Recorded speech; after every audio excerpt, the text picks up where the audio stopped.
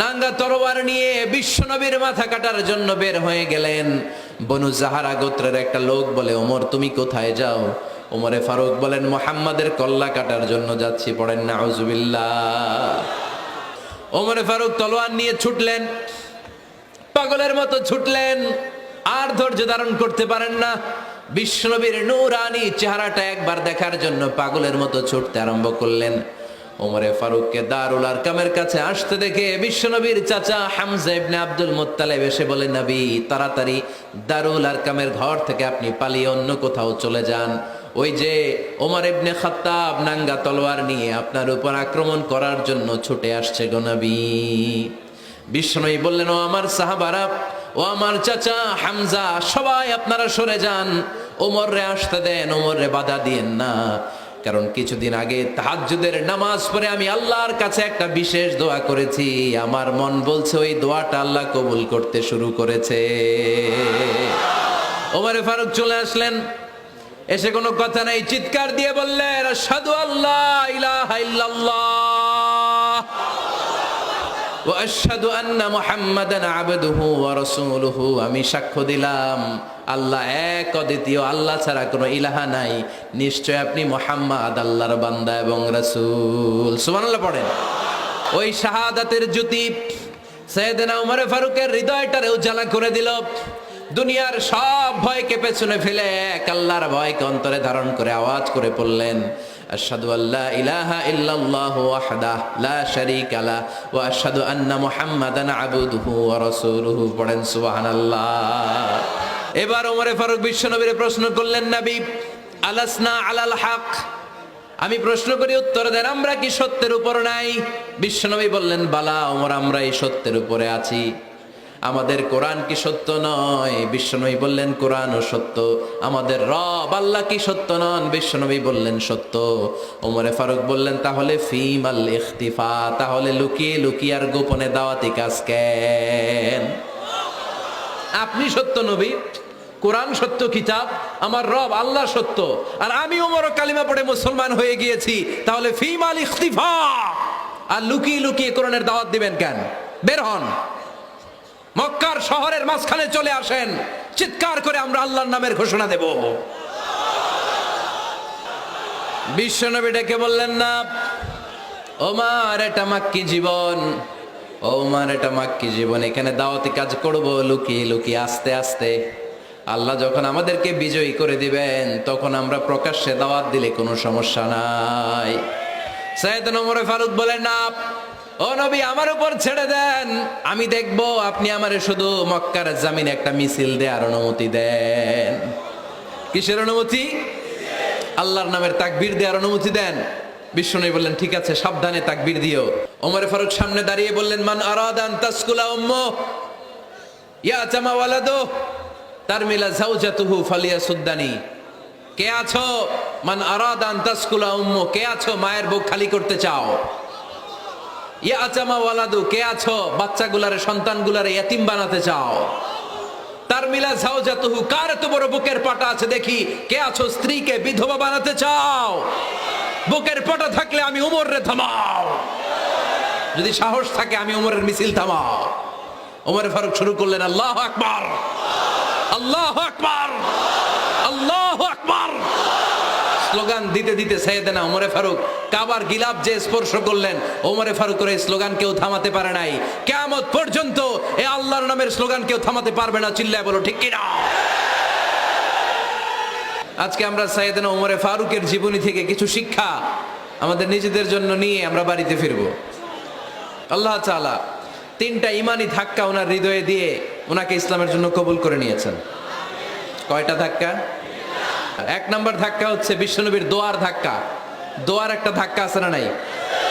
এটা বড় ধাক্কা, এটা ব্যালিস্টিক ক্ষেপণাস্ত্রের চেয়েও কড়া, মারাত্মক।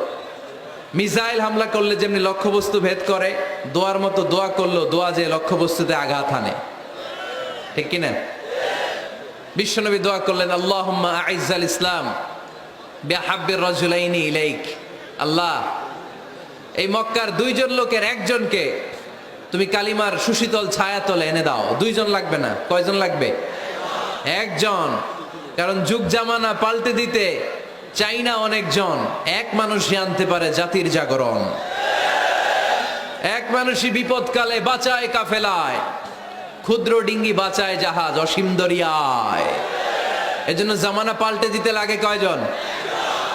এজন্য বিশ্বনবী আল্লাহর কাছে দোয়া করলেন, আল্লাহ মক্কার দুজনের একজন, দুজন চাই না, দুজনের যে কোনো একজনকে কালিমার সুশীতল ছায়া তুলে এনে দাও। এক হলো ওমর ইবনুল খাত্তাব, হয়তো খাত্তাবের বেটা ওমরকে তুমি ইসলামের ভেতরে নিয়ে আসো, কিংবা আবি জাহাল ইবনে হিশাম, হিশামের বেটা আবু জাহেলকে তুমি মুসলমান বানায়া দাও। দুইজন চাইছেন নাকি একজন? হয় খাত্তাবের বেটা ওমর কিংবা হিশামের বেটা আবু জাহাল, দুজনের একজনকে আমার চাই। ওমরে ফারুকের জন্য দোয়াটা কবুল করে নিয়েছে কে? তাহাজ্জুদের নামাজ পড়ে বিশ্বনবী যখন দোয়া করলেন, এই দোয়া যে ওমরে ফারুকের হৃদয়ে একটা ধাক্কা মারল। সুবহানাল্লাহ পড়েন। বিশ্বনবী দোয়া করলেন, আল্লাহ হয় ওমরে ফারুককে আপনি এনে দেন, অথবা আবু জাহেলের মনটারে নরম করে দেন। ওমরে ফারুকের জন্য দোয়াটা কবুল করে নিল কে? এই দোয়ার একটা বরকত ওমরে ফারুকের হৃদয়ে ছুঁয়ে গেল। এক নাম্বার ধাক্কা। ধাক্কা সব একবারে দেওয়া যায় না, ধাক্কা একবারে দেওয়া যায়। প্রথম ধাক্কাটা গেল তিনি দোয়ার ধাক্কা। বিশ্বনবী দোয়া করলেন, ওই দোয়ায় ওমরে ফারুকের হৃদয়ে ছুঁয়ে গেল। এরপরে রব্বুল আলামিন ওমরে ফারুককে ধাক্কা মারলেন কোরআনের একটা সূরা দিয়ে। সূরাটার নাম হলো সূরাতুল হাক্কা। কি সূরা? আল হাক্কাতু মাল হাক্কা ওয়া মা আদরাকা মাল হাক্কা। সূরা হাক্কা দিয়ে আল্লাহ একটা ধাক্কা মারলেন। ওই যে দোয়া করলেন বিশ্বনবী, দোয়ার পর সাইয়েদনা ওমর ফারুকের হৃদয়ের মধ্যে উথাল পাথাল শুরু হয়ে গেল। সব সময় লুকিয়ে লুকিয়ে বিশ্বনবীরে ফলো করে। বিশ্বনবী ডানে গেলে ওমরে ফারুক ডানে যায়, বিশ্বনবী বায়ে গেলে ওমরে ফারুক বায়ে যায়। বিশ্বনবী রাত্রিবেলা নামাজ পড়লে ওমরে ফারুক পেছনে লুকিয়ে লুকিয়ে বিশ্বনবীর কোরআন শুনে। বিশ্বনবী মসজিদুল হারামের পাশে দাঁড়িয়ে রাতের এশার সালাত আদায় করছিলেন। ওই টাইমে বিশ্বনবী সূরাতুল হাক্কা তেলাওয়াত করছিলেন। কোন সূরা?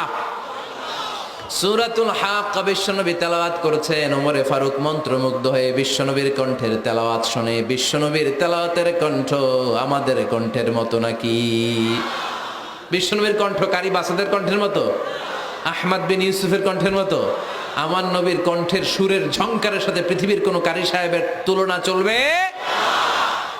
কত মধুর, কত সুন্দর, কত অসাধারণ তেলাওয়াত করতেন আমার বিশ্বনবী। একবার তেলাওয়াত শুনলে পাগল না হয়ে কেউ থাকতে পারতো না। বিশ্বনবী ওমরে ফারুককে দেখেন নাই। ওমরে ফারুক লুকিয়ে লুকিয়ে বিশ্বনবীরে ফলো করে। বিশ্বনবী এশার সালাতে সূরা হাক্কা তেলাওয়াত করতে আরম্ভ করলেন। তেলাওয়াত করতে করতে করতে করতে বিশ্বনবী সামনের দিকে যেতে লাগলেন। বিশ্বনবীর চমৎকার কণ্ঠের তেলাওয়াত শুনে ওমরে ফারুক মুগ্ধ হতে লাগলো। ওমরে ফারুক অবাক, কিরে এত সুন্দর শব্দের গাঁথনি, এত সুন্দর বাক্য, এত সুন্দর অন্তমিল, এত সুন্দর কথা, এটা কবিতার মতো লাগে। মনে হয় মোহাম্মদ কবি হয়ে গেছে, কাব্য প্রতিভা দিয়ে নিজেই কবিতা বানাইছে। ওমরে ফারুক যখন মনে মনে ভাবলেন এগুলো মনে হয় মোহাম্মদ কবিতা পড়ে, মোহাম্মদ মনে হয় কবি হয়ে গিয়েছে। ইন দ্য মিন টাইম বিশ্বনবী তেলাওয়াত করছিলেন সূরা হাক্কা থেকে, ওয়ামা হুয়া বিকাউলি শাইরিন কলিলাম মা তুমিনুন। এই আয়াতের অর্থ হলো এটা কোনো কবির বানানো কবিতা নয়, তোমরা অল্প সংখ্যক লোকই এই কোরআনের উপরে ঈমান আনো। সুবহানাল্লাহ পড়ে। বিশ্বনবী ওমরে ফারুককে দেখছে নাকি? কথা কয় না, দেখেছে না? বিশ্বনবীর মতো তেলাওয়াত করে যাচ্ছেন। ওমর ফারুক যখন মনে করলেন কিরে এই কথাগুলো এত সুন্দর, তেলাওয়াত করছিলেন, কোইন্সিডেন্টলি দৈবাত মিলে গিয়েছে। ওই আয়াতের অর্থ ছিল এটা কোনো কবির বানানো কবিতা না, খুব অল্প সংখ্যকই তোমরা ঈমান আনো। এবার তো ওমর ফারুক আটকে উঠলেন, ঘটনা কি? আমি মনে মনে ভাবলাম মোহাম্মদ কবি, আর যেটা পড়তেছে এটা কবিতা, কিন্তু মোহাম্মদ আমরা দেখেও নাই, কিন্তু বলতেছে এটা কবির বানানো কবিতা না। তাহলে মোহাম্মদ মনে হয় গণক হয়ে গেছে। কার মনে কি চলে না দেখেই বলতে পারে। নাউজুবিল্লাহ পড়বেন না? ওমর ফারুক এবার মনে মনে ভাবে মোহাম্মদ তাহলে কবি না, আগেরটা ভুল ধারণা আমি করেছি। মোহাম্মদ কবি নয়, মোহাম্মদ হলো গণক। আওয়াজ করে পড়েন না আউযু বিল্লাহ। মোহাম্মদ মানুষের মনে কি চলে গণনা করে সব টের পেয়ে যায়, সব বুঝতে পারে। বিশ্বনবী তখন যে আয়াতটা তেলাওয়াত করছিলেন সেটা হলো ওয়ালা বিকাউলি কাহিনিন কলিলাম মা তাযাক্কারুন। বিশ্বনবী তখন যে আয়াতটা তেলাওয়াত করছিলেন এই আয়াতের অর্থ হলো এটা কোনো গণকের বানানো কথা নয়, খুব অল্প সংখ্যক লোকই তোমরা উপদেশ গ্রহণ করো। বিশ্বনবী ওমর ফারুককে দেখে না, কিন্তু মিলে যাচ্ছে। ওই আয়াতের পরের আয়াতটা ছিল এটা গণকের বানানো কোনো গণনা নয়, খুব অল্প সংখ্যকই তোমরা ঈমান আনো। এবার তো ওমর ফারুক বেহুশ। হায় হায়, প্রথমে ভাবলাম কবিতা, সে পড়ে যাচ্ছে না কবির বানানো কবিতা না। এরপর মনে মনে ভাবলাম মনে হয় গণক, সে বলে না এটা গণকের বানানো গণনা নয়। তাহলে এটা কি? এটা কি কি এটা কি পড়ে মুহাম্মদ, যার কণ্ঠের তেলাওয়াত শুনলে মানুষ পাগল হয়ে যায়। বিশ্বনবী তখন পড়তে আরম্ভ করলেন তানজিলুম মির রাব্বিল আলামিন। এর মানে হলো এটা কবিতা না, এটা গণকের বানানো গণনা না, মানুষের বানানো কিচ্ছু না, এটা গোটা বিশ্বের রব আল্লাহ পাকের বাণী। সুবহানাল্লাহ পড়েন। এই 2 নাম্বার ডোজ পড়লো। প্রথম ডোজ পড়ছে দোয়ার ডোজ। প্রথম ডোজ কিসের? দোয়ার। 2 নাম্বার সূরা হাক্কা দিয়ে আল্লাহ দিলেন এক ধাক্কা। এই সূরা হাক্কার ওই ঘটনার পরে উমরে ফারুক তো পাগল পড়া, কি ঘটে গেল আমার সাথে ওই দিন। আমি মনে মনে যা ভাবি সব মোহাম্মদ বুঝে। আল্লাহ 2 নাম্বার ডোজ দিলেন সূরা হাক্কা দিয়ে এক ধাক্কা। সুবহানাল্লাহ পড়েন। এরপরে উমরে ফারুক প্রায় বিশ্বনবীর কথা ভাবেন, বিশ্বনবী কোথায় যান লুকিয়ে লুকিয়ে দেখেন। এবার রব্বুল আলামিন ভাবলেন এবার সূরা তাহা দিয়ে আমি 3 নাম্বার ডোজ দিয়ে দিব। পড়েন সুবহানাল্লাহ।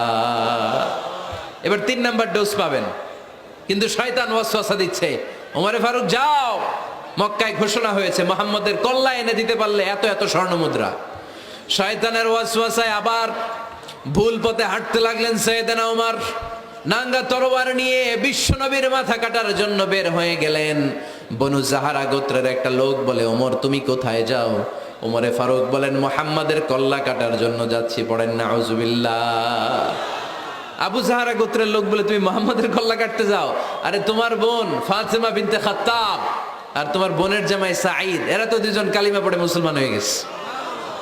আরে মুহাম্মাদের কল্লা পরে কেটো, আগে ঘর সামলাও। যে ওমর আগে ঘর সামলাও, পরে তুমি মুহাম্মাদের কল্লা কাটতে যাও। ওমরে ফারুক রেগে গেলেন, রাস্তা ঘুরিয়ে বাড়ির দিকে চলতে আরম্ভ করলেন। রাগে তিনি গড়গড় করছেন। ওমরে ফারুকের বোন ফাতেমা বিনতে খাত্তাব, বোনের জামাই সাঈদ, তাদের 2 জনকে খাব্বাব রাদিয়াল্লাহু তাআলা আনহু সূরা তাহা ঘরের ভিতরে তেলাওয়াত করে শোনাচ্ছিল। পড়েন সুবহানাল্লাহ। সূরা তাহা দিয়ে আল্লাহ একটু পরে ধাক্কা মারবে আরেকটা। ওমরে ফারুক যখন আসলেন, ওমরে ফারুকের আওয়াজ শুনে খাব্বাব রাদিয়াল্লাহু তাআলা আনহু লুকিয়ে গেলেন। ওমরে ফারুক দরজার মধ্যে কড়া নাড়লেন। বোন বলে কে তুমি? সাইয়েদনা ওমর বললেন আমি ওমর। খুলে দেওয়া হলো। ঘরের ভেতরে ঢুকেই কথা নাই বার্তা নাই, নিজের আপন বোনকে মারতে শুরু করলো ওমর। বোন জামাইকে আঘাত করতে শুরু করলো। মারতে মারতে নিজের কলিজার টুকরা বোনকে, বোনের জামাইকে সাইয়েদনা ওমরে ফারুক পিটাতে পিটাতে রক্তাক্ত করে ফেললেন। গা দিয়ে ফিনকি বের হয়ে যখন রক্ত বের হয়, সাইয়েদনা ওমরে ফারুকের দিলের মধ্যে মায়া তৈরি হয়ে যায়। সাইয়েদনা ওমরে ফারুক বললেন আমার কলিজার টুকরা বোন আর বোন জামাই, তোরা কেন মুহাম্মাদের কথায় পাগল হলি? বুঝলাম না কেন মক্কার লোকগুলো পাগল পড়া হয়ে সব মুহাম্মাদের দলে চলে যায়। কি এমন কথা মুহাম্মদ তোদের শোনায়, কি এমন বাণী তোদের শোনায় যে বাণী শুনে সব তোরা মুহাম্মাদের দলে চলে গেলি? কি আছে মুহাম্মাদের কাছে? কি কি জাদুটা? কি জাদু পেলি সেখানে? আমার একটু দেখা। বোন ফাতেমা বলে না ভাই, ইন্নাকা রিজিস, তুমি নাপাক। লা ইয়ামাসসুহু ইল্লাল মুতাহহারুন, পাক পবিত্র না হয়ে আল্লাহর এই কালামে স্পর্শ করা যায় নাকি? আওয়াজ করে বলেন স্পর্শ করা যায়? ভাই তুমি গোসল করে আসো, তাহলে তোমার হাতে তুলে দিব, তুমি পড়লেই বুঝতে পারবা কি আছে আল্লাহর এই কোরআনে। সুবহানাল্লাহ পড়েন। সাইয়েদনা ওমর ফারুক গোসল করে আসলেন। বোন এবার সূরা তাহা চামড়ার মধ্যে সূরাতু তাহার কিছু অংশ লিখে খাব্বাব রাদিয়াল্লাহু তাআলা আনহু লুকিয়েছিলেন। ওনার হাত থেকে সূরা তাহার অংশটা নিয়ে সাইয়েদনা ওমর ফারুকের বোন ওমর ফারুকের হাতে দিয়ে বলল ভাই তুমি আসার আগে এই অংশটা সবাই মিলে তেলাওয়াত করছিলাম। ওমরে ফারুকের হৃদয়টা তখন একেবারে নরম, কারণ আগে ধাক্কা খাইছে কয়টা, এবার দিবে সূরা তহার ধাক্কা। ওমরে ফারুক হাতে নিলেন, খুব ভালো আরবি জানতেন, চমৎকার আরবির অর্থ বুঝতেন, কারণ আরবি ভাষাভাষী মানুষ। হাতে নিয়ে নজর দেওয়ার পরে ওনার চোখ দিয়ে দাঁড় দাঁড় করে পানি বের হয়ে গেল।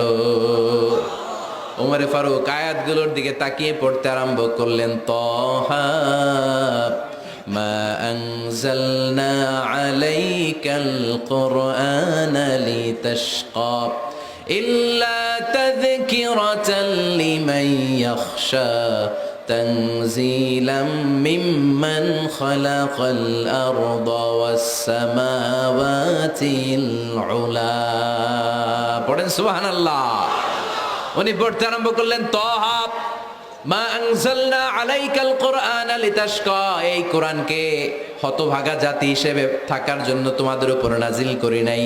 তানজিলাম মিম্মান খালাকাল আরদা ওয়াস সামাওয়াতিল উলা, এটা ওই রবের পক্ষ থেকে, ওই সত্তার পক্ষ থেকে নাজিল হয়েছে যেই রব জমিন তৈরি করেছেন, যেই রব বিশাল সুবিশাল আকাশও তৈরি করেছেন। সুবহানাল্লাহ পড়েন। সূরা তহার এই চমৎকার অসাধারণ শব্দ গাঁথুনি দিয়ে এই আয়াতগুলো যখন পড়তে আরম্ভ করলেন, ওমরে ফারুক আর নিজের উপর ব্যালেন্স রাখতে পারলেন না, আর ধরে রাখতে পারলেন না। এবার ডাইরেক্ট অ্যাকশন। এবার কি 3 নাম্বার ধাক্কা খেয়ে, সূরা তহার ধাক্কা খেয়ে আর সামলাতে পারলেন না, পাগলের মতো হয়ে গেলেন। বলতে আরম্ভ করলেন, আইনা মুহাম্মদ, মুহাম্মদ কোথায়? সাইয়েদনা খাব্বাব বললেন, বিশ্বনবী সাফা পাহাড়ের পাদদেশে দারুল আরকাম ইবনে আবিল আরকামের ঘরে বসে বসে লুকিয়ে লুকিয়ে কোরআনের দাওয়াত দিচ্ছে। ওমর, তুমি যদি মুহাম্মদ সাল্লাল্লাহু আলাইহি ওয়াসাল্লামের দেখা পেতে চাও, তাড়াতাড়ি দারুল আরকামের ঘরের দিকে ছুটে যাও। ওমরে ফারুক তলোয়ার নিয়ে ছুটলেন, পাগলের মতো ছুটলেন, আর ধৈর্য ধারণ করতে পারেন না।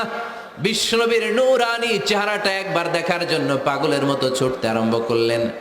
ওমরে ফারুককে দারুল আরকামের কাছে আসতে দেখে বিশ্বনবীর চাচা হামজা ইবনে আব্দুল মুত্তালিব এসে বলে, নবী তাড়াতাড়ি দারুল আরকামের ঘর থেকে আপনি পালিয়ে অন্য কোথাও চলে যান। ওই যে ওমর ইবনে খাত্তাব নাঙ্গা তলোয়ার নিয়ে আপনার উপর আক্রমণ করার জন্য ছুটে আসছে গো নবী।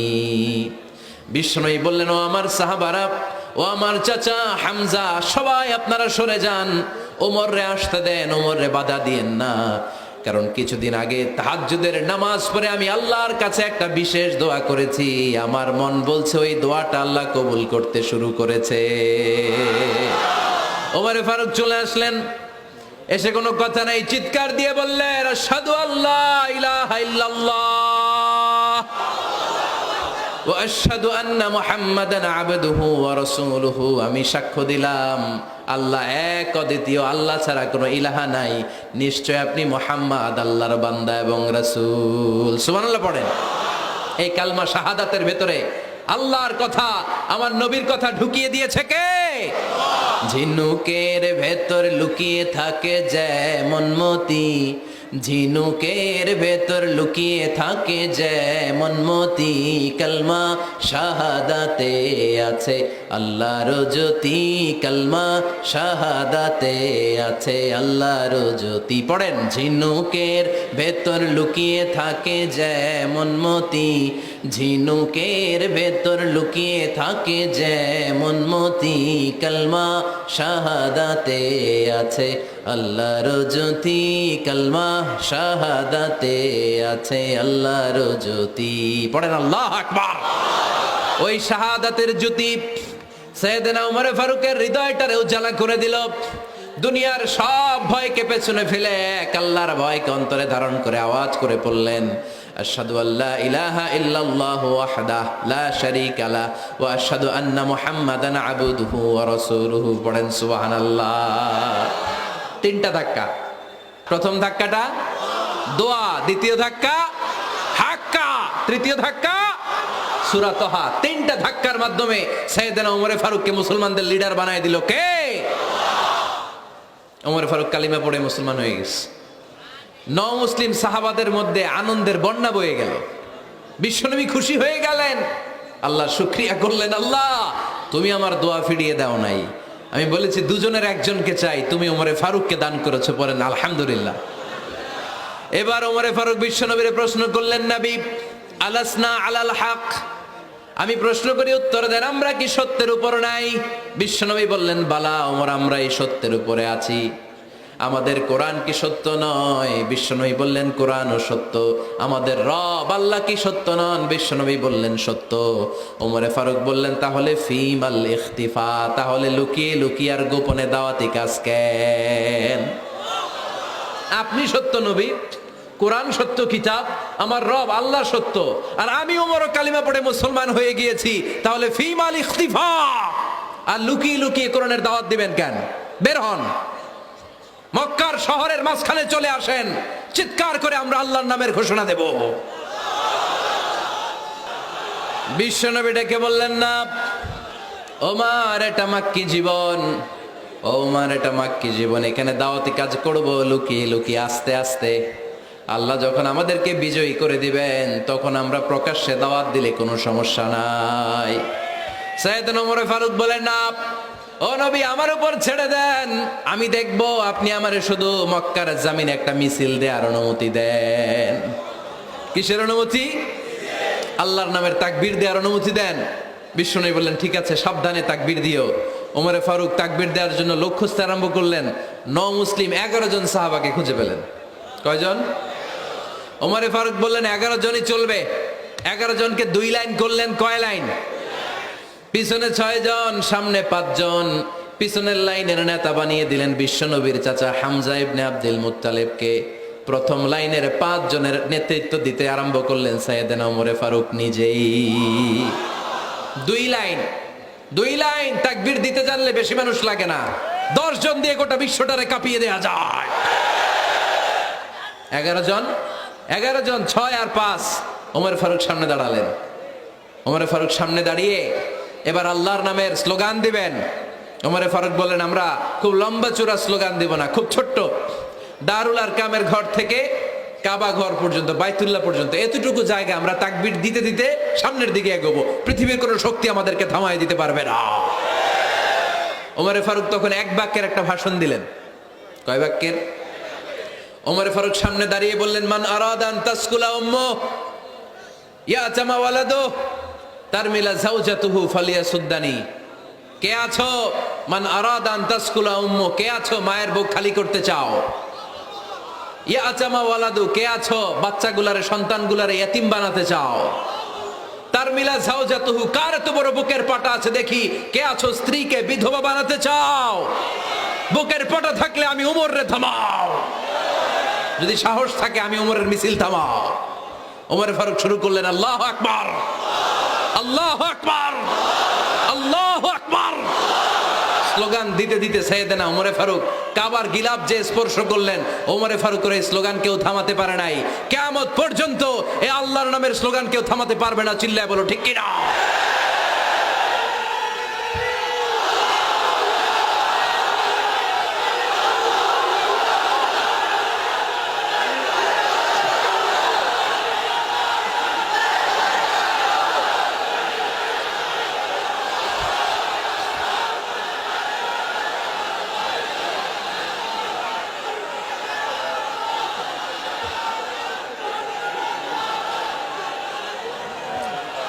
ওমর ফারুকের স্লোগান সেদিন মক্কায় কেউ থামাইতে পারছিল?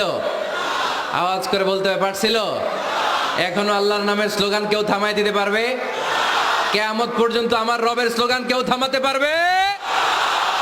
পারবে না। ওমর ফারুক স্লোগান দিলেন। আবু জাহেল, উতবা, শাইবা, ওয়ালিদ ইবনে মুগীরা আল্লাহু আকবার ধ্বনি শুনে বাইরে আসছে। কিরে, এত বড় স্লোগান, আমাদের কাছ থেকে পারমিশন নেয় নাই, অনুমতি নেয় নাই।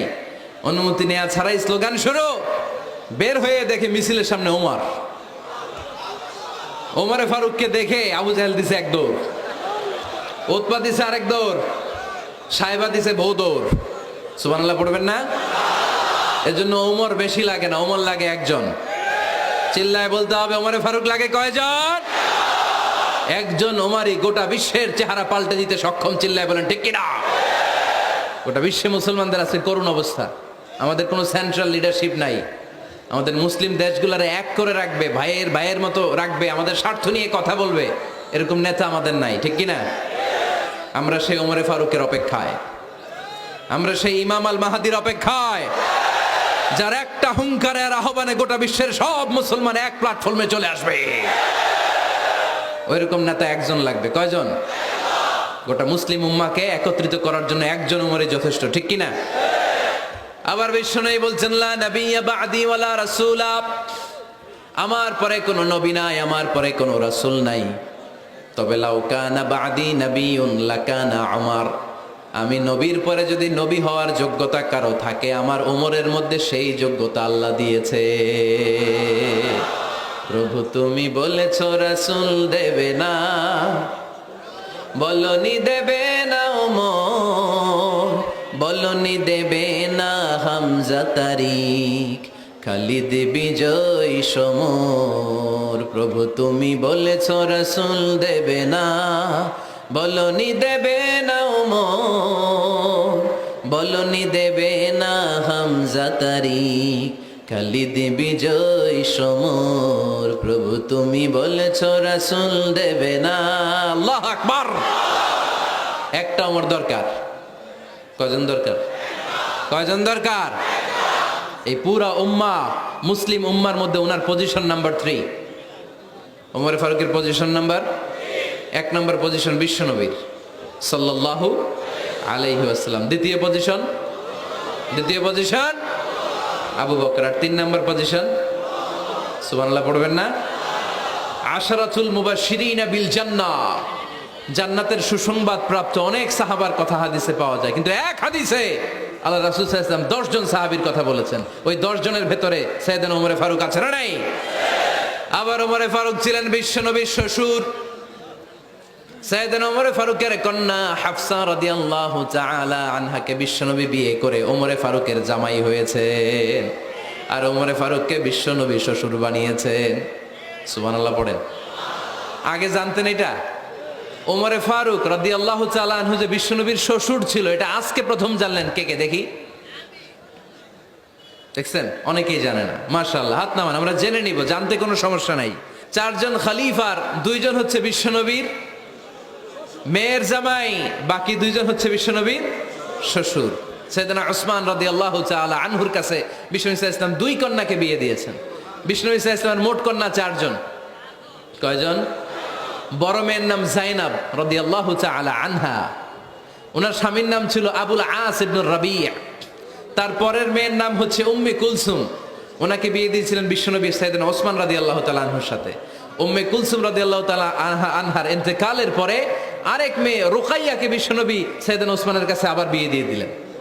সুবহানাল্লাহ পড়েন। আর সবচেয়ে ছোট্ট কন্যা ফাতেমা রাদিয়াল্লাহু তাআলা আনহাকে বিয়ে দিয়ে দিলেন নিজের চাচাতো ভাই সাইয়েদনা আলী রাদিয়াল্লাহু তাআলা আনহুর সাথে। তার মানে সাইয়েদনা ওসমান আর সাইয়েদনা আলী ছিল বিশ্বনবীর মেয়ের জামাই, ঠিক কিনা? আর সাইয়েদনা আবু বকর রাদিয়াল্লাহু তাআলা আনহুর কন্যা আয়েশা রাদিয়াল্লাহু তাআলা আনহাকে বিশ্বনবী বিয়ে করে আবু বকর রাদিয়াল্লাহু তাআলা আনহুকে বানালেন শ্বশুর। আর ওমরে ফারুকের কন্যা হাফসা রাদিয়াল্লাহু তাআলা আনহাকে বিয়ে করে ওমরে ফারুককেও বানালেন শ্বশুর। তাহলে 4 খলিফার 2 জন জামাই। 2 জন? আওয়াজ করে বলতে হবে, 4 খলিফার 2 জন, বাকি 2 জন। কোন ব্যক্তিকে যদি আল্লাহ তাআলা জ্ঞান দেয়, আবার যদি তাকওয়ার গুণ দেয়, জ্ঞানও আছে আবার আল্লাহর ভয়ও আছে, এই লোকেরা কেউ থামায় রাখতে পারবে না। এরা কেউ থামায় রাখতে পারে না, সে গোটা বিশ্ব জয় করবে। সাইয়েদনা ওমর ফারুককে আল্লাহ তাআলা জ্ঞানও দিয়েছেন, আবার তাকওয়াও দিয়েছেন। সুবহানাল্লাহ পড়েন। বিশ্বনবী সাল্লাল্লাহু আলাইহি ওয়াসাল্লাম স্বপ্ন দেখলেন, বিশ্বনবী দুধ খাচ্ছেন, আঙ্গুলের ভেতর দিয়ে ফাঁক দিয়ে দুধ বের হয়, বিশ্বনবী দুধ খাচ্ছেন। খেতে খেতে একটু দুধ আঙ্গুলে লেগে আছে, এই আঙ্গুলটা কারো মুখে না দিয়ে বিশ্বনবী সাল্লাল্লাহু আলাইহি ওয়াসাল্লাম ওমর ফারুকের মুখের ভিতরে ঢুকাই দিলেন। অতিরিক্ত দুধটা ওমর ফারুক খেলেন। সাহাবারা বললেন, মাযা ওয়ালতা বিহি ইয়া রাসূলুল্লাহ, হে আল্লাহর রাসূল, এই স্বপ্ন দিয়ে কি বুঝালেন? বুঝলাম না। বিশ্বনবী সাল্লাল্লাহু আলাইহি ওয়াসাল্লাম বললেন, আউয়ালতু বিহি আল ইলম, এটা দিয়ে আমি জ্ঞান বুঝিয়েছি, কারণ অতিরিক্ত দুধের অংশটা আমি কাউরে না দিয়ে ওমরকে দিয়েছি, তার মানে ওমরের জ্ঞানের কোনো তুলনা হয় না। এজন্য স্বপ্নে যদি কেউ দেখেন আপনি দুধ পান করছেন, এটা প্রমাণ করে আল্লাহ তাআলা আপনাকে দ্বীনের জ্ঞান দান করবে। আবার বিশ্বনবী সাল্লাল্লাহু আলাইহি ওয়াসাল্লাম আবার আর এক রাতে স্বপ্ন দেখলেন, সাহাবারা লাইন ধরে বিশ্বনবীর সামনে দাঁড়ানো। কোন সাহাবার জামা নাভি পর্যন্ত, কোন সাহাবার জামা হাঁটু পর্যন্ত, কোন সাহাবার জামা টাকনু পর্যন্ত, কোন সাহাবার জামা আরো ছোট, কিন্তু ওমরে ফারুকের জামা বিশ্বনবী দেখলেন এত বড়, টেনে হিচড়ে হিচড়ে বিশ্বনবীর সাথে চলছে। সুবহানাল্লাহ পড়বেন না? সাহাবারা বললেন, মাযা ওয়ালতা বিহি ইয়া রাসূলুল্লাহ, হে আল্লাহর রাসূল, এটা দিয়ে আপনি কি বুঝাতে চাইলেন? বিশ্বনবী বললেন, আউয়ালতু বিহি আত-তাকওয়া, এটা দ্বারা আমি আর-দ্বীন, দ্বীনদারি বোঝালাম, তাকওয়া বোঝালাম। সুবহানাল্লাহ পড়েন। বিশ্বনবী দেখলেন কোন সাহাবার জামা এতটুকু, কোন সাহাবার জামা এত লম্বা, কোন সাহাবার জামা পা পর্যন্ত লম্বা। আর সাইয়েদনা ওমর ফারুককে দেখলেন ওনার জামা এত লম্বা, ওমর ফারুক টেনে হিচড়ে জামা নিয়ে চলতেছে। বিশ্বনবী বুঝাতে চাইলেন, ওমরের যেহেতু জামা লম্বা, ওমরের ভেতরে আল্লাহর ভয়, দ্বীনদারিও খুব বেশি। চিল্লায় বলেন ঠিক কিনা? জ্ঞানও দিয়েছেন, আবার দ্বীনদারিও দিয়েছেন। এই দুইটা জিনিস যদি থাকে, এই পৃথিবীতে তাকে সফল রাষ্ট্রনায়ক বানায় দেয় কে? আবার এই পৃথিবীর বুকে যত নারীরা জান্নাতে যাবে, সব নারীদের সর্দারিনী হবে সাইয়্যিদাতুনা ফাতিমা রাদিয়াল্লাহু তাআলা আনহা। এই দুনিয়াতে যত যুবকরা জান্নাতে যাবে, তাদের সর্দার হবে সাইয়েদনা হাসান আর হুসাইন রাদিয়াল্লাহু তাআলা আনহুমা। আর এই দুনিয়ার বুকে যত বয়স্ক মানুষেরা জান্নাতে ঢুকবে, তাদের নেতৃত্ব দিবেন সাইয়েদনা আবু বকর আর সাইয়েদনা ওমর। আর নারীরা যারা জান্নাতে প্রবেশ করবে, এই নারীদের নেতৃত্ব দিবে বিশ্বনবীর কলিজার টুকরা, নয়নের পুটুলি সাইয়্যিদাতুনা ফাতিমা রাদিয়াল্লাহু তাআলা আনহা। সুবহানাল্লাহ পড়বেন না? Omar Farooq, the super hero of Muslim উম্মাহ। আমরা কাদেরকে সুপার হিরো বানায় রাখছি আমরা জানি না। এই নায়ক নায়িকা, গায়ক গায়িকা, মডেলরা, চোখ ধাঁধানো গ্ল্যামার নিয়ে যারা চলে, এরা আমাদের মডেল নয়। আমাদের মডেল সাইয়েদনা ওমর ফারুক। ঠিক কিনা? ঠিক কিনা? ওমর ফারুক মসজিদে নববীর খতিব, খুতবা দিচ্ছেন। খুতবার মাঝখানে হঠাৎ চিৎকার মেরে বললেন, ইয়া সারিয়াত ইবনে জানিমিল জাবাল, ইয়া সারিয়াত ইবনে জানিমিল জাবাল, ইয়া সারিয়াত ইবনে জানিমিল জাবাল। মানে এই সারিয়া, এইদিকে না, জাবাল পাহাড়ের দিকে, জাবাল জাবাল, গো টু দা মাউন্টেন, পাহাড়ের দিকে যাও। এই কথা বলে আবার থেমে খুতবা দেওয়া শুরু করলেন। সাহাবারা আগামাথা কিছুই খুঁজে পেল না। আগের কথার সাথেও মিল নাই, পরের কথার সাথেও মিল নাই। জুমার নামাজ শেষ, সাহাবারা বললেন, আমির আল মুমিনিন, খলিফাতুল মুসলিমিন ওমর ফারুক জুমার খুতবা দেওয়ার সময় হঠাৎ চিৎকার মেরে বললেন, ইয়া সারিয়াত ইবনে জানিমিল জাবাল। আপনার এই বাক্যের সাথে আপনার খুতবার আগের কথার কোনো মিল পেলাম না, পরের কথারও কোনো মিল পেলাম না। আপনি বুঝিয়ে বলেন কেন বলেছেন, আমরা তো বুঝলাম না। সাইয়েদনা ওমর ফারুক বলেন, আমি যখন জুমার খুতবা দিচ্ছি, হঠাৎ আমার চোখের মধ্যে ভেসে উঠলো ওই যে গত কয়েক মাস আগে আমি আমার মুসলিম সেনাপতিকে ইরানে, পারস্যে, ওই ইরানের বিশাল রাজ্যে যুদ্ধের জন্য পাঠিয়েছি। আমি দেখলাম যুদ্ধের একটা ভয়ঙ্কর মুহূর্তে আমার মুসলিম সেনাপতি ভুল দিকে চলতে আরম্ভ করেছে। বাম দিকে তার পাহাড়, ডান দিকে উপত্যকা। ডান দিকে যদি সে চলে যায়, উপত্যকায় চলে যায়, শত্রু বাহিনীর হাতে ধরা খেয়ে সব মারা যাবে। আর আমার সেনাপতি যদি মুসলিম বাহিনীকে নিয়ে পাহাড়ের উপর উঠে যায়, আল্লাহর মেহেরবানিতে এই যুদ্ধেও তারা জয়লাভ করবে। এজন্য আমি মসজিদের মিম্বারে দাঁড়িয়ে রব্বুল আলামিন আমার চোখের সামনে ওই যুদ্ধক্ষেত্রের দৃশ্যপটটা তুলে ধরেছে, ওইটা দেখে আমি এখানে দাঁড়িয়ে আমার সেনাপতিকে কমান্ড দিয়েছি। পড়েন সুবহানাল্লাহ। যেন তেন মানুষ না এটা। জুমার মিম্বারে দাঁড়িয়ে হাজার কিলোমিটার দূর পারস্যে কি হচ্ছে সেটাও দেখতে পেতেন আল্লাহর মেহেরবানিতে। সুবহানাল্লাহ পড়ে। সাহাবারা বিশ্বাস করে নিলেন, কিন্তু মুনাফিক টাইপের যেগুলো, এগুলো বলে এটা আবার কেমন কথা, উনি আছেন মদিনার মিম্বারের মধ্যে দাঁড়িয়ে, হাজার হাজার কিলোমিটার দূরে কি হচ্ছে উনি দেখবেন কেমনে। এরা বিশ্বাস করলো না, সাহাবারা সবাই বিশ্বাস করলো, মুনাফিক গুলো বিশ্বাস করলো না। তারা মনে মনে ভাবলো, এই মুসলিম সেনাপতি বিজয়ের বেশে যেদিন মদিনায় আসবে, আমরা মদিনার উপকণ্ঠে দাঁড়িয়ে থাকবো, ওদেরকে জিজ্ঞেস করবো এমন এমন দিন ওমরে ফারুকের কণ্ঠের কোনো আওয়াজ শুনতে পেরেছিলে কিনা। বিজয়ী বেশে সাহাবারা যখন ফিরে আসতো, সব মুমিনরা আহলান ওয়া সাহলান জানাতে ওনাদেরকে রিসিভ করতে যেত, মুনাফিক গুলো যেত না। কিন্তু ওই দিন মুনাফিকরা সবার আগে যায় হাজির। মুসলিম সেনাপতি যখন ঢুকলো, জিজ্ঞেস করলো মুসলিম সেনাপতি, এত দিন আগের কথা, জুমার দিন দুপুরবেলা যুদ্ধক্ষেত্রে হঠাৎ করে আমিরুল মুমিনিনের কোনো কথা তুমি তোমার কান দিয়ে শুনতে পেরেছিলে কিনা বলো। সেনাপতি বলল, তোমরা কেমন করে বুঝলা, কেমন করে তোমরা জানলা? তোমরা ঠিকই জেনেছো, ঠিকই ধরেছো, ঠিকই বলেছো। যুদ্ধের কঠিন মুহূর্তে ভুল করে আমি উপত্যকার দিকে মুসলিম বাহিনীকে নিয়ে ছুটতে আরম্ভ করেছিলাম। হঠাৎ করে আমিরুল মুমিনিনের একটা কণ্ঠ আমার কানের ভেতরে ভেসে আসলো। আমি শুনতে পেলাম, ইয়া সারিয়া তাবনা জানিমিল জাবাল, ডান দিকে উপত্যকার দিকে যেও না, তাড়াতাড়ি বাম দিকে পাহাড়ের উপর চড়ে যা। শুনেছি আমি, আমার নিজ কানে শুনেছি। তোমরা কি করে জানলে? আমি নিজে শুনেছি। সেদিন আমিরুল মুমিনিনের এই ইনস্ট্রাকশন, এই গাইডলাইন যদি আমরা ফলো করতে না পারতাম, শত্রু বাহিনীর হাতে আমরা কচু কাটা হতাম। আমাদের চেহারা, আমাদের আত্মীয় স্বজনরা তোমরা কেউ দেখতে পেতে না। পড়েন সুবহানাল্লাহ। This is our super hero. এভাবে গাইডলাইন দিয়েছেন উম্মাকে, এভাবে ইনস্ট্রাকশন দিয়েছেন। মুসলিম ইতিহাসে প্রথম চিফ জাস্টিস আবু বকর রাদিয়াল্লাহু তাআলা আনহু যখন খলিফা, চিফ জাস্টিস বানাই দিয়েছেন ওমরে ফারুককে। সর্বপ্রথম কোরআন সংকলনের পরামর্শ দিয়েছেন সাইয়েদনা ওমরে ফারুক। এই যে কোরআন 114 সূরা 30 পারা, আগে কি এরকম ছিল? কথা কন না কেন? আগে গাছের পাতায় লেখা ছিল, পশুর চামড়ায় লেখা ছিল, ওটের হাড্ডির মধ্যে লেখা ছিল কোরআন। এভাবে যখন হাফেজে কোরআন সাহাবারা শহীদ হতে আরম্ভ করলো, এক যুদ্ধে টানা 70 জন হাফেজে কোরআন সাহাবা নিহত হলেন, শহীদ হলেন। ওমরে ফারুক তখন আবু বকর রাদিয়াল্লাহু তাআলা আনহুর কাছে যেয়ে বলেন, আবু বকর, আপনি কোরআন জমা করেন, সব কোরআনের কপিগুলো একসাথে করে এরকম একটা কোরআন করেন। আবু বকর বললেন, না, আমার নবী যেটা করেন আমি এটা করতে পারি না। কিন্তু ওমরে ফারুক ছাড়েন, আর এটা করেন, করলে ভালো হবে, গোটা মুসলিম উম্মাহ উপকৃত হবে। বারবার বারবার বারবার সাইয়েদনা আবু বকর রাদিয়াল্লাহু তাআলা আনহুকে এত জোরাজোরি করতেছিলেন, অবশেষে আবু বকর রাদিয়াল্লাহু তাআলা আনহু বললেন, ওমরে ফারুকের জোরাজোরিতে এই কাজের জন্য আল্লাহ তাআলা আমার হৃদয়টারে খুলে দিলেন। আল্লাহ আমার হৃদয়ের ভিতরে এলহাম করে দিলেন। আর আল্লাহ বুঝাতে চাইলেন, আবু বকর, ওমরের কথাই শোনো, ওমর যেটা বলে তেমনটাই করো। কারণ ওমরে ফারুককে বলা হয় মুহাদ্দিস। কি বলে? সবাই বলেন, কি বলে? মুহাদ্দিস না মিয়া?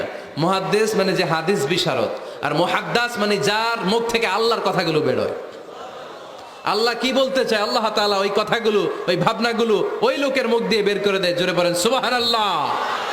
বিশ্বনবী বললেন, লিকুল্লি উম্মাতিন মুহাদ্দিস, সব উম্মতের মধ্যে আল্লাহ তাআলা একজন করে মুহাদ্দিস পাঠায়। আমার উম্মতের মধ্যে মুহাদ্দিস লোকটার নাম হলো ওমর। বিভিন্ন সময়ে ওমরে ফারুক যেমনটা ভাবতেন, ঠিক তেমন কোরআনের আয়াত পাঠিয়েছে কে? মদিনার সবচেয়ে বড় মুনাফিকের নাম হচ্ছে আব্দুল্লাহ ইবনে উবাই ইবনে সালুল। নাম শুনছেন? মুনাফিক চিনেন তো আপনারা? ভিতরে এক, বাইরে আরেক। তার নাম সর্দার হচ্ছে আব্দুল্লাহ ইবনে উবাই ইবনে সালুল। ইন্তেকালের পরে তার ছেলে আব্দুল্লাহ এসে বলে, ইয়া রাসূলুল্লাহ, একটা চমৎকার ঘটনা, মনোযোগ দিয়ে শোনেন। ইয়া রাসূলুল্লাহ, আমার আব্বা আব্দুল্লাহ ইবনে উবাই ইবনে সালুল মুনাফিকদের লিডার, আপনিও জানেন আমিও জানি, কিন্তু আমার তো বাবা, আমার কি, আমার তো মায়া লাগে। ইয়া রাসূলুল্লাহ, আমার আব্বা ইন্তেকাল করেছে, আপনার গায়ের একটা জামা খুলে দেন। কি খুলে দেন? এই জামাটা দিয়ে আমার বাবারে দাফন দিব, আর আপনি যে আমার বাবার জানাজার নামাজের ইমামতি করবেন, আসেন। ওমরে ফারুক বললেন, না, আপনি যাবেন না। বিশ্বনবী দয়ার নবী, মায়ার নবী, রহমতের নবী, মায়া লেগে গেছে, আব্দুল্লাহর চোখের পানি দেখে যেতে আরম্ভ করলেন। ওমরে ফারুক বললেন, খবরদার, নবী যাবেন না। বিশ্বনবী যাওয়ার জন্য রওনা হলেন। ওমরে ফারুক বিশ্বনবীর জুব্বা টেনে ধরলেন। সুবহানাল্লাহ কোন? আমাদের দেশে হইলে কি বলতাম আমরা? বেয়াদবি করছে না? না, সম্পর্কটা এমন ছিল। ওমরে ফারুক জুব্বা টেনে ধরেছেন। যখন আল্লাহ আয়াত নাজিল করলেন, ইস্তাগফির লাহুম আও লা তাস্তাগফির লাহুম ওয়া ইন তাস্তাগফির লাহুম 70 মাররাতান ফালাই ইয়াগফিরাল্লাহু লাহুম। বিশ্বনবী ওমরে ফারুককে সরিয়ে দিয়ে জুব্বাটা হেঁচকা টান মেরে জানাজার নামাজের ইমামতি করে আসলেন। আসার সাথে সাথে ওমরে ফারুকের পক্ষে আল্লাহ আয়াত নাজিল করলেন, নবী, ইস্তাগফির লাহুম আও লা তাস্তাগফির লাহুম, আপনি মুনাফিক সর্দারের জন্য ক্ষমা চান কিংবা নাচান, জুব্বা দেন, কিংবা কাঁদেন, যাই করেন না কেন, 70 বার যদি এই মুনাফিক সরদারের জন্য আপনি ক্ষমা চান, আমি আল্লাহ আপনার এই দোয়া কবুল করব না। খবরদার, এটাই ফার্স্ট, এটাই লাস্ট। আর কোন মুনাফিকের জানাজা দিতে আপনি যাবেন না। ওমর ফারুকের পক্ষে করোনার আয়াত নাজিল করেছে কে? ওইরকম ওমর আমাদের কয়টা লাগবে? চিল্লায় বলতে হবে কয়টা? কারণ সাইয়েদনা ওমরে ফারুক আমাদের অনুপ্রেরণা, সাইয়েদনা আবু বকর আমাদের অনুপ্রেরণা, হামজা আমাদের অনুপ্রেরণা, সাইয়েদনা বেলাল ইবনে রবাহ আমাদের অনুপ্রেরণা। নায়ক নায়িকা, গায়ক গায়িকা আমাদের অনুপ্রেরণা নয়। এজন্য আমরা সাহাবীদের জীবনী পড়ব। রাজি আছেন? হাত তুলে আল্লাহরে দেখান, আওয়াজ করে বলেন আল্লাহ, আরো জোরে বলেন আল্লাহ। নবীর সাহাবারা আমাদের মডেল, আমরা যেন সাহাবাদের দেখানো পথে মতে থাকতে পারি, চলতে পারি, আমল করতে পারি, সমাজটারে পরিবর্তন করতে পারি। তুমি তৌফিক দাও, আমিন। আরো জোরে পড়ি আমিন। আমরা যখন সাহাবাদের জীবনী পড়ি, ওমরে ফারুকের জীবনীতে এরকম অসাধারণ অনেক অনুপ্রেরণা আপনি খুঁজে পাবেন। সাইয়েদনা আবু বকরের জীবনী থেকে অনেক অনুপ্রেরণা আপনি খুঁজে পাবেন। এগুলো আপনার ঈমানকে চাঙ্গা করবে, আল্লাহর পথে অটুট থাকতে আপনাকে সহায়তা করবে। রাজি আছেন তো সবাই? আল্লাহ আমাদের সবাইকে কথাগুলো বুঝার, আমল করার তৌফিক দান করুক। আমরা সবাই পড়ি।